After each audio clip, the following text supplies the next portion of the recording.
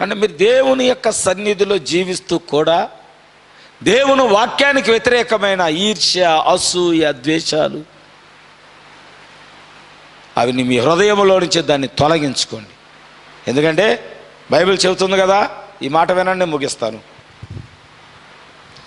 మనుషుడు తినేయి లోపలికి వెళ్ళే అన్నీ పరిశుద్ధమైనవంట, కానీ మానవుడి లోపల నుంచి వచ్చే అన్నీ వాడిని చెడగొట్టేయారంట, అపరిశుద్ధమైనవి. ఏంటి అయ్యి? కక్షలు, కార్పణ్యాలు, అసూయలు, ద్వేషాలు, మూఢత్వము, ఇవన్నీ అంట నీ హృదయాన్ని, నీ జీవితాన్ని చెడగొడతాయి అంట. నీ జీవితం చెడిపోతే చెడిపోయింది, ఇతరులను కూడా చెడగొడుతుంది ఆ స్వభావం. ఇతర కుటుంబాలను కూడా చెడగొడుతుంది. నువ్వు చెడితే చెడావు, మంచిగా ప్రార్థన చేసే కుటుంబాలను కూడా నువ్వే వెళ్ళి చెడిపేస్తావు.